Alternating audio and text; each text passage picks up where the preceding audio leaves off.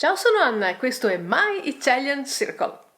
The great master that you will meet today had a profound impact on all Western artistic production. He has been the subject of a film, a video game, a coconut-flavored white chocolate, a postage stamp, a historic banknote, and a coin. Over 500 years after his death, he is still part of our collective imagination all over the world and he's now become an icon of pop culture, il divino Raffaello. Today, we are going to learn how to describe the relationship of the great masters of the past with the present. And doing so, we'll learn more about the usage of passato prossimo, the Italian present perfect. Cominciamo!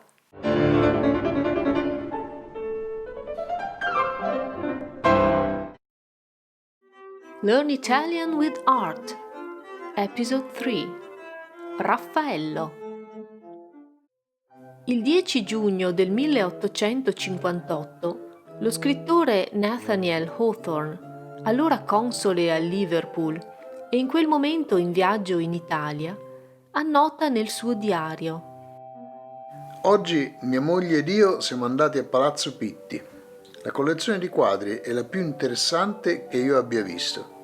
Il quadro più bello del mondo, ne sono convinto, è la Madonna della seggiola di Raffaello. Sono da poco trascorsi 500 anni dalla morte di Raffaello Sanzio, un gigante del Rinascimento italiano, una vera leggenda, una figura divinizzata. Cosa ci ha lasciato il grande maestro? Chi non ha mai visto su maglie, felpe, cuscini, tazzine e quaderni l'immagine dei celebri angeli di Raffaello? I due putti, un dettaglio raffigurato nella parte inferiore del dipinto Madonna Sistina, sono ormai entrati nella cultura pop italiana e internazionale. In spite of the fact that Raffaello lived 5 centuries ago, the tenses that we use here are the presente indicativo and the passato prossimo. Let's see why. Il presente storico. We speak of historical present, presente storico, when we use the present indicative instead of the past tense to describe facts that happened before the time of speaking or writing. This use is very common in narrative prose and journalism, but also in spoken language, and is usually intended to let the reader or listener feel more involved in and connected to the events described. Il passato prossimo. Sono trascorsi, ha lasciato, ha visto, sono entrati. These are all examples of passato prossimo, a tense that expresses the result of an event that happened in the past and whose effects last in the present. In Italian, the passato prossimo is used to translate both the English present perfect and the past simple.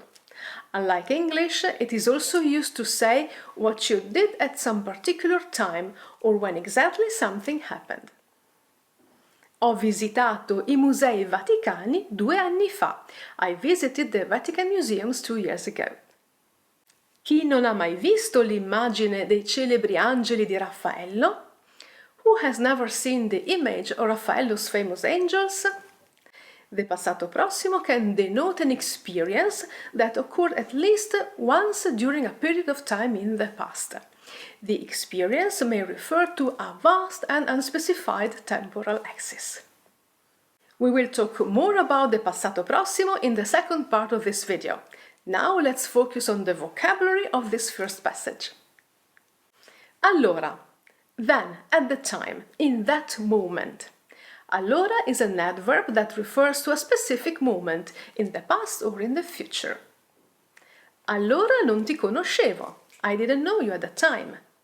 Allora ci incontreremo, then we will meet. Allora can also be a conjunction, so, then. Allora, cosa hai deciso? So, what did you decide? Seggiola, the same as chair, sedia, commonly used in Tuscany. Sono trascorsi, have passed, Passato prossimo of trascorrere, refer to time. The verb trascorrere here refers to the flow of time. Sono trascorsi 500 anni. 500 years have passed. It can also mean to spend time. Abbiamo trascorso insieme molte ore liete. We have spent many happy hours together. Putto. From the Latin putus, child, a new chubby child figure often with wings, that is often featured in mythological or religious paintings and sculpture, especially during the Renaissance and Baroque. Il quadro rappresentava dei putti danzanti. The painting featured dancing putti. Time now for one more passage. Le Madonne di Raffaello sono le opere più note e amate dal pubblico e dalla critica. I loro volti sereni trasmettono dolcezza e armonia e per questo risultano poetici e inafferrabili. Le Madonne di Raffaello. Incredibili, vero? In this passage we have concentrated a few high register terms, which you can easily find in texts about art. Volto sereno, trasmettere, dolcezza, armonia. I loro volti sereni trasmettono dolcezza e armonia. Their serene faces convey sweetness and harmony. The adjective sereno is fascinating. It comes from the Latin serenus, meaning dry, cloudless, clear, referring to the sky and the weather. Cielo sereno, notte serena. We often say un fulmine a ciel sereno, a bolt out of the blue, referring to a piece of news, an unexpected and usually unpleasant event. Inafferrabile, elusive, uncatchable. It comes from the verb afferrare, to grasp, to catch. The prefix in makes the word negative, as the English prefixes an and in. And the suffix abile gives the idea of the passive. So, inafferrabile is something which cannot be grasped or understood. Un concetto inafferrabile, an elusive concept.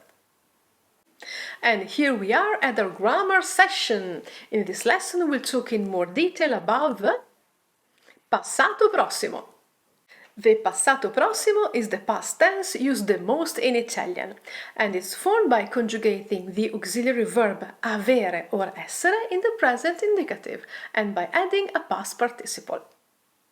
Siamo andati, ha visto, hanno ispirato, è stato, are all forms of passato prossimo, with which you should be quite familiar by now.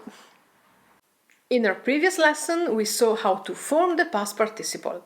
Today, we'll focus on the choice of the auxiliary, avere or essere. When do you use avere and when do you use essere? Most verbs are conjugated with avere, but the verbs that use essere are quite common. Let's see the details. The auxiliary avere is used with all transitive verbs. Il pittore ha dipinto un capolavoro. Raffaello ha diffuso il suo stile nelle corti europee. With a few intransitive verbs such as bussare, cenare, dormire, litigare, piangere, pranzare, reagire, resistere, ridere, russare. L'allievo ha litigato con il maestro. Hanno reagito con forza alle difficoltà. With the verbs camminare, passeggiare, nuotare e viaggiare. Le sue idee hanno viaggiato per tutta Europa. Ha camminato per 2 ore. With the modal verbs potere, dovere, volere used alone. Ieri non sono venuto perché non ho potuto. Non volevo andare, ma ho dovuto. L'ho fatto perché ho voluto. Watch out! When these 3 verbs are used together with other verbs, they take the auxiliary of the verb that follows. Ieri sono dovuto andare al lavoro. Andare wants essere. Ieri ho dovuto fare questo lavoro. Fare wants avere. Even Italians have trouble with this sometimes, but this is a useful rule to keep in mind. The auxiliary essere is used with intransitive verbs of motion indicating a point of arrival or departure, such as arrivare, tornare, partire, uscire. Siamo arrivati presto. Sandro è partito per Parigi. With reflexive verbs. Mi sono ricordato di comprare i biglietti. Si sono accorti del problema. With passive and impersonal forms. Il quadro è stato dipinto da Raffaello.